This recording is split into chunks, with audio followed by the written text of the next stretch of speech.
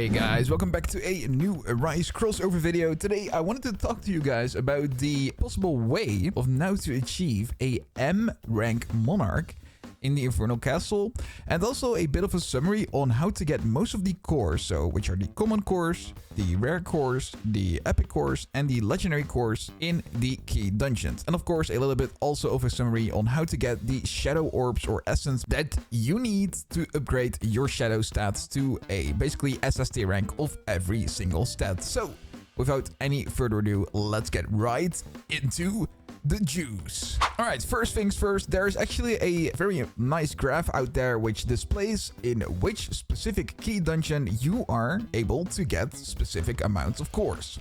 Now, for this, it's important to note that sometimes it does feel that the higher rank dungeon from these two that I'm about to display does give you the most like specific core, but I don't know if the drop rate really is like that different from one of the two dungeons. Anyway, for the dungeon specifically, if you want to farm common cores, you want to get either a leveling key or you want to get a brim key, because these two specific keys give you the chance at dropping either the common core or giving you a like really low chance at getting the legendary core for upgrading your relics to a higher rank. Then for the rare core specifically, you can do either a lucky key or a Mori key. Now, I have seen a little bit that sometimes the Mori key does drop me way more rare cores. I don't know if it's just luck depending on my drop chance boost or whatever, but it sometimes does feel like the Mori key gives me a bit more rare cores compared to either lucky key. But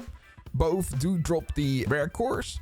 And then again, you have a low chance at getting a legendary core. If you want to farm epic cores, which most people probably at this stage in the game do want, you kind of want to look for XZ keys and Hunter's keys. Now, I have streamed a little bit of the update when they did release the core update, and it does actually seem that the XZ like key dungeon gives me a higher drop rate for epic cores compared to Hunter's key. I don't know if this is by design or again if I'm just like lucky again in some case, but it definitely has felt so far that I have gotten more keys, or sorry, more cores from just doing like XZ key dungeons than from Hunter's key dungeons. Sadly, we can't see the drop rate, but it like from all the experience that I've just like done throughout the game, it definitely does feel like it. So I would really recommend try and see for yourself if you are farming the epic cores to see if the XZ key does give you a bit more than the Hunter's key do. Now, what's important for this is that you do equip your drop chance title. So if you have the Keymaster title, definitely equip this title. And also if you do have all the game passes for drop chance, which should be the 2x drop chance over here. Wait, I'm missing it. Yeah, over here. Make sure you have this. And then also in your inventory, make sure on your relics you have equipped the drops, basically relics, which would be the blood chalice in this case, the side note. And I think the Nen core actually on the highest rank is better than the one you can get from Brum Islands, which is the compass, I think. Yeah, so the Nen core I think is still better than the compass. So make sure you have those three equipped as well to give basically the highest drop chance from either like key dungeon. And don't worry, all of them do give the legendary core, so it doesn't matter what one you do, like every single dungeon does give a lot of legendary cores. Now, for some reason, I have been able to get so many legendary cores, and just the epic cores have been giving me like really a hard time, but I think a lot of people are still having issues with getting some legendary cores, so good luck with that. And then let's get to the shadow cores. So the shadow cores, which are basically these ones, are specifically used to upgrade your shadow. So if you click on your shadow, click on shadow stats, you can reroll these stats. Now, the highest stats you can currently aim for is an SS rank on a specific stat. You basically want to aim for like SS ranks on all your stats. Honestly, above an S, I think is also still fine. You should just make sure that every single shadow that you have in your team is getting to like one of those high ranks. So make sure you aim for that as well. Those shadow cores specifically can be obtained from either doing the Winter Monarch raids or the Beru raids, which in the weekends like alternate between like every 50 minutes. So at the 0-minute mark, the snow raid spawns. This is all in UTC time, by the way. Beru raid spawns at the 50-minute mark. Then the snow raid spawns again at the 30-minute mark. And then the Beru raid starts again at the 45-minute mark. This is only a weekend. After the weekend ends, it does spawn every like half an hour, where I think the snow rate spawns at like still the 0-minute mark, and I think the berry rate still spawns at the 50-minute mark. And you can also get these shadow cores specifically from doing the world bosses. So whenever you see like the announcement appear on the top saying like, hey, a world boss has spawned in this area, make sure you go over there because those also give you shadow cores. Now, a good way would to be like have multiple private servers, because in most cases, all the other servers would have probably killed them by that point if it's like a low level world boss. So if you do have multiple private servers and you have like accounts staying in those servers, it's like easier to go there. Otherwise, getting one world boss will still provide you about, I would say, like 10 plus shadow cores. And that's basically the way of obtaining shadow cores at the moment in the game. And try and aim for these like high S plus stats or S or higher stats.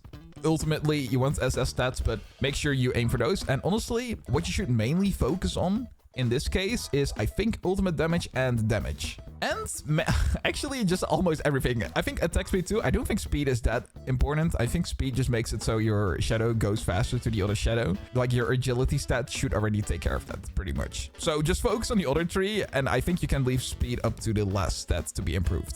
And alright, for the most important thing actually here is the M rank Monarch. Because yesterday we got an update in the update log displaying that the M Monarch can now actually be obtained in the Infernal Castle. And that's because to obtain it, you can only get it from floor 65 and onwards. And why is that? Because the base rank on floor 65 and higher in the Infernal Castle is an N rank. Now, with that being said, the way to actually get the M rank is that you would actually need to have stacked up your rank up pity. Or your double rank up pity, actually. Because you need to hit a double rank up on the Monarch on floor 65 and higher. And that's basically your only chance at getting the M rank. Or for the Monarch specifically. Now, a good way to basically set this up is go every Infernal Castle and also every double dungeon. Make sure you stack up your pity. And you can check this if you go to Leveling City and hover over the Monarch. You will be able to see your pity. Now, you can see I already have a 1 out of 5 on the double rank of pity and a 1 out of 20 on the normal rank of pity. You want to make sure you get this rank of pity to 19 out of 20 and your double rank of pity to 4 out of 5. And that's because once you get your like last arise on the rank of pity and it's like a normal rank, it's going to be like, of course, the N rank. And then it's going to hit the double rank of pity too. So it's going to make it like not a M plus rank, but it's going to make it the M rank. And that's what people have been doing for a bit right now. But this is the ultimate way to basically farm your M Monarch in advance before you are able to basically really easily get to that floor 65. And you can also do this with the Monarch, obviously, in the double dungeon. So make sure to use that to your advantage.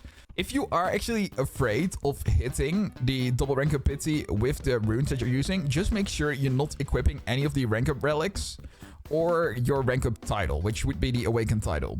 Just make sure you have those like off by default. I don't think you have a really high base double rank up by default, but that's your like easiest way to avoid accidentally hitting a double rank up, for example, on a lower ranked Monarch. And that's honestly what you should be using at having the ultimate chance of getting the M rank Monarch. Because if we go over to the index and we check the damage difference, if I actually do equip my master title and equip all my not really highest level titles yet, but it's just for like showcase purposes. If we check the normal M plus rank damage of the Monarch on the highest level, it's 1.51 SP and 18.13 SP ultimate damage. But if we look at the M rank of it and go max level it, that's 16 SP base damage and 195 SP ultimate damage. And that's even without looking at this base stats that you probably would have gotten from getting him, which you will increase again with your shadow cores that you've gotten. So that's an insane damage boost, which you should honestly look out for. And make sure you're prepared for that once we actually do get the notification that the Monarch does appear on floor 65. And that's what you should be immediately going for. Even if it takes you a really long time to reach that floor 65, just start from the bottom. Make sure you get enough time to get to that floor 65. But do it with that max pity luck that you have. So 19 out of 20 on the normal pity. And then 4 out of 5 on the double rank up pity. And there you go. I just wanted to give you a quick summary of what you should be focusing on here in this case. Just make sure you level up all your, really like your shadow relics to the G rank. And make sure you also kind of level up your rank up relics to a G rank. If you're still farming up, for example, the Dead Monarchs to an N+ rank. We have done it like on stream yesterday. And on stream, I got like 5 N+ rank Dead Monarchs yesterday, which is crazy. And while recording this, also this 2x a Rise Chance event is still going on. So make sure you use that to your advantage as well. This will still be going until Monday. So make sure to not miss out on this. Now, you guys might also still have a question on where you can upgrade your relics. You can go over here to the blacksmith and just hit the upgrader over here. And you can put in a relic over here. And it will display exactly what kind of core you need, and also of course the dust that you will need. But honestly, at this point you probably have stacked up enough dust to not have to worry about this too much anymore. And that's it. That's all I wanted to showcase you guys really quickly. I think the most important part here is that we are now able to obtain the M rank Monarchs. So make sure to keep your eye out on that. It's going to be very important. A very big damage increase again compared to the N+ rank that we have gotten on the normal Monarch before. And also compared to the base damage that actually the N+ that Monarchs have been giving us so far. So thank you guys for watching this video. If you haven't done so yet, make sure to leave a like, subscribe. And I will see you in a next new Roblox video or live stream. Have a fantastic rest of your weekend. Goodbye.